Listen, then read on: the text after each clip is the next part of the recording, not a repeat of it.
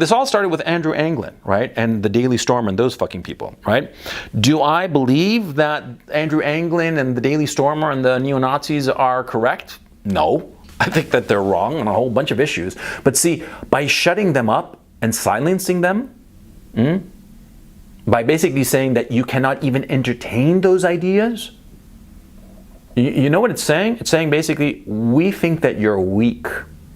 We think that you don't have the intellectual strength to entertain a despicable idea.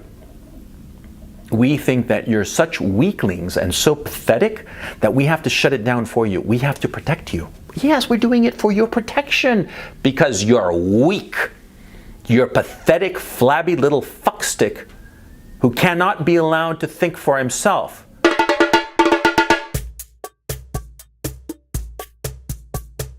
Now, we're living in a very bizarre time. And the time we're living in now is terrified of new ideas, or much less dangerous ideas. I mean, fucking anything dangerous or remotely dangerous, everybody has a fucking cow. They freak the fuck out over every little fucking thing, you know?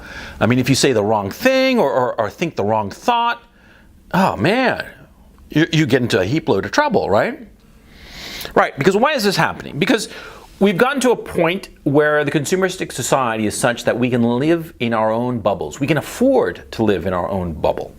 And we live in our own little bubble, in our own little bubble of opinions or ideologies or whatnot, because we are constantly being catered to. The market has been so segmented that the different market participants can cater to us and feed us what we already think. We see it in the news and social media and all the rest of it. And so each of us are segmented into different little compartments, different little niches, different little demographics, right? And so we are constantly catered to. And so we start to see less and less things that do not appeal to us. We see less and less things that go contrary to what we already think. Well, this is a very, very dangerous thing, and I'll explain why. See, you only grow by rubbing up against things that you disagree with. You only grow, you only have a wider perspective on reality and life by butting heads with people who think different. Because a lot of times you butt heads with people who think different and you're going to start thinking like they do because they're going to have good reasons for what they think. And those reasons might be better than the reasons you had for thinking whatever you were thinking before. And you'll adopt their ideas because they're fucking good ideas. Yeah, right? And so this is a good thing because you adopt better ideas and therefore you can live a better life. Or if not, at least you'll have a better sense of reality. You'll know the truth as opposed to living in some sort of fantasy land. You know what I'm saying? Yeah. But our society discourages this. Our society discourages people from adopting unorthodox ideas and much less dangerous ideas. Now, it seems to me that the path of wisdom lies through the heart of dealing with dangerous ideas, dealing with ideas that you don't agree with. And the most important quality that you should learn, that you should master, is the ability to entertain ideas that you do not believe in, that you might be completely opposed to, but entertain those ideas and study them and examine them. Because a lot of times you'll find that when you do so, you'll come to remarkable conclusions that will open your mind about what you think. Now let me give you an example. I'm opposed to child porn. I think child porn is horrible, right? I think it's really horrible. And I think it's disgusting and blah, blah, blah, and all the rest of it. But let's think about child porn in this example, in this hypothetical. Should we allow child porn? That's an idea.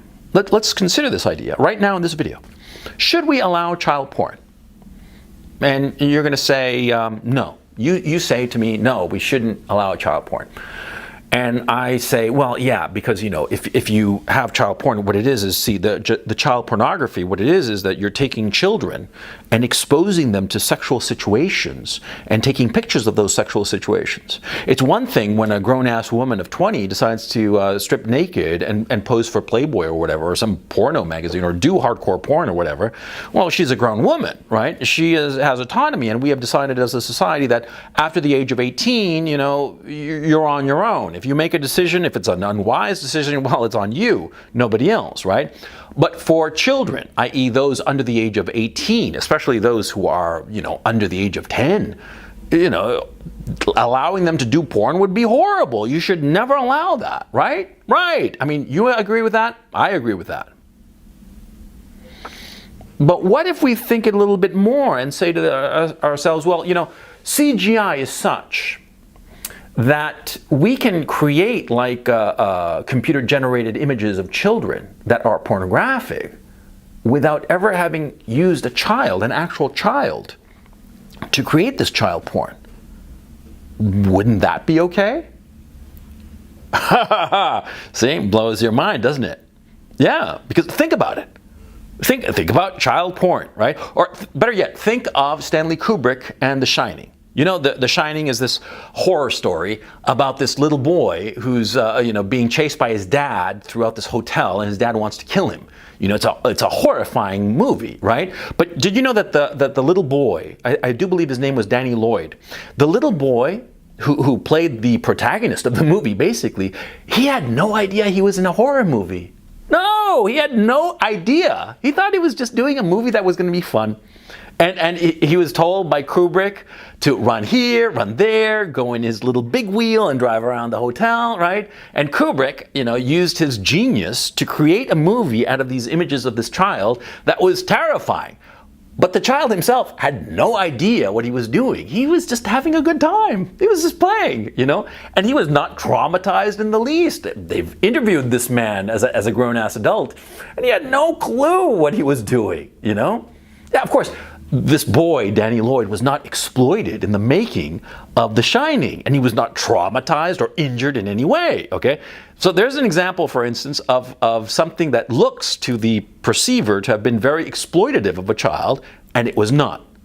We have the ability to create computer-generated images of children in pornographic situations whereby no child would ever be harmed. You could call it almost ethical child porn.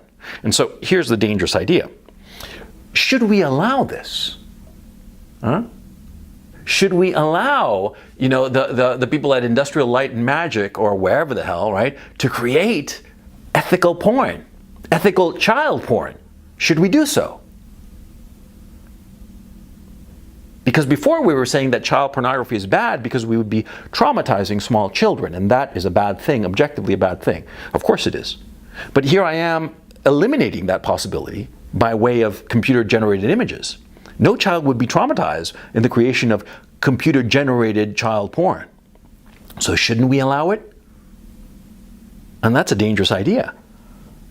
And it's an interesting idea because it makes you think. It starts to make you think that maybe the reason we don't want to have child pornography is that we think it's not really because we're afraid of hurting children, though we are, of course, but because we're afraid that child pornography might hurt the culture.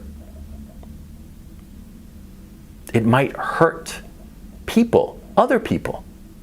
It might make our entire society decay. And that's why we don't want child porn. So that was a little parenthesis in this video, but it goes to show you why thinking dangerous ideas is such a good thing. But you have to know how to do it.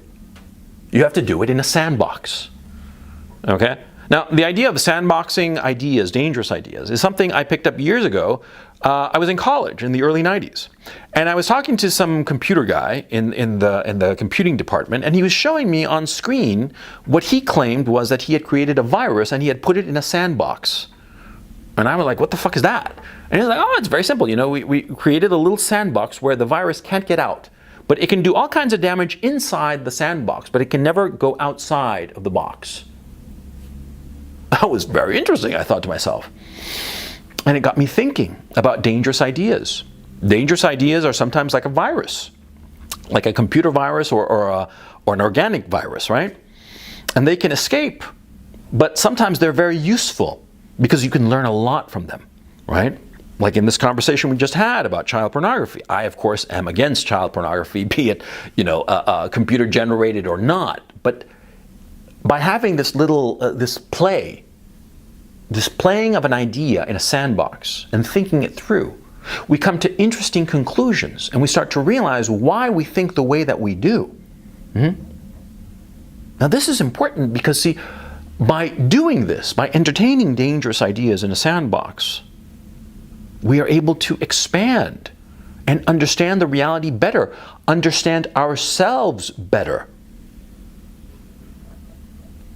But unfortunately, in the culture that we're currently living in, see, people don't want this. They don't want it at all. They want us to be good little consumers who shut the fuck up and buy the things that we are told to buy and participate in the social media that we're told to participate and have the correct ideas and never rock the boat. Never break the surface tension. Never have any kind of interesting ideas or unorthodox ideas. Now, to my way of thinking, this is catastrophic. And you should shy away from this. You should fight this. And you should go out there and sandbox dangerous ideas. Because what's the worst that can happen if you take a dangerous idea and start playing with it and looking at it? The worst that can happen is that you realize that it's a bad idea and you should just forget about it. The best that can happen is that you learn from that bad idea. Just as in this trivial example of ethical child porn, we learned quite a bit. We realized, of course, that, see, yes, of course, we are fearful of traumatizing children, and that's why we are against child pornography, but we are also fearful that child pornography will hurt our society. It's not just that we're so altruistic about these poor children who are being forced to do child porn. We're worried that the mere existence of child porn will make our society decay. And this is something new. This is something interesting. And it's a good thing because we start to realize that we care about the society that we're living in and we want to improve it or at least protect it. We don't want a society that allows child porn because we think it is bad. Bad for all of us who are a member of this society. And that's why we're against it. And that's perfectly fine. That's perfectly reasonable. It's a good thing. It's a good thing to want to protect the society you live in. But now you know why. You see what I'm saying? And you see why it's so important to play with ideas, and take them to their logical conclusion in a sandbox. Just because you're playing with an idea doesn't mean that you believe it. I'm talking here about child pornography. I'm horrified by it. I want nothing to do with such a thing. But thinking about it, why shouldn't I? Why is that inherently a bad thing? I'm against abortion, for instance. I did a video about it. I'm totally against abortion, but I've thought about abortion from the point of view of those people who are in favor of it and why it would be a good thing. And I've thought about it long and hard.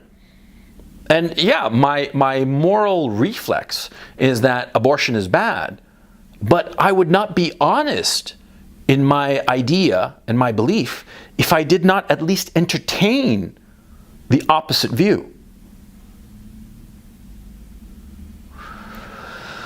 Today, people are discouraged from entertaining the opposite view.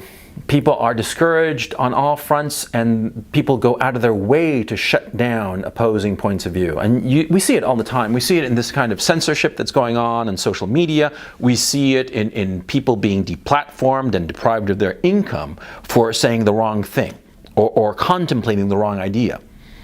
And like, for instance, this all started with Andrew Anglin, right? And the Daily Stormer and those fucking people, right?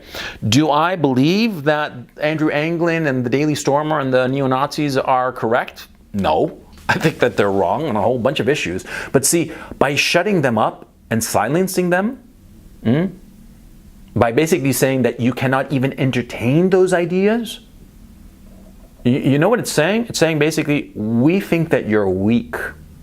We think that you don't have the intellectual strength to entertain a despicable idea.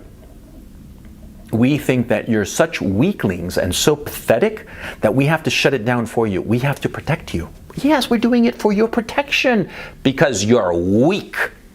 You're a pathetic, flabby little fuckstick who cannot be allowed to think for himself. So that's why we're going to shut down Andrew Anglin. That's why we're going to shut down Alex Jones. That's why we're going to start shutting down everybody who has an opinion that we don't like, that we're afraid of, that we think that you might actually come to believe in. Well, that's the road to tyranny. See? That's what's happening. That's what's happening in the life that we're living in. We are living in a society, as the meme goes, we are living in a society that is so consumeristic and so niche-oriented that it wants to shut down every single unorthodox idea and opinion for your safety, for your comfort and convenience, so that you remain a good little consumer who isn't going to object to anything. I mean, they came for Andrew Anglin, but I wasn't a neo-Nazi, so I didn't say anything. And they came for Alex Jones, but I wasn't a conspiracy theorist, so I said nothing. And then soon enough, they'll come for you, and then for me. You got to play in the sandbox, and you cannot let other people tell you not to.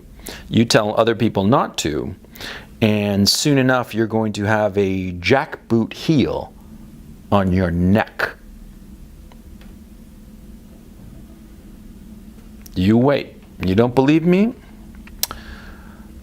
Brother, I know this shit not because I'm smarter, but because I've been around longer and I've seen this shit before.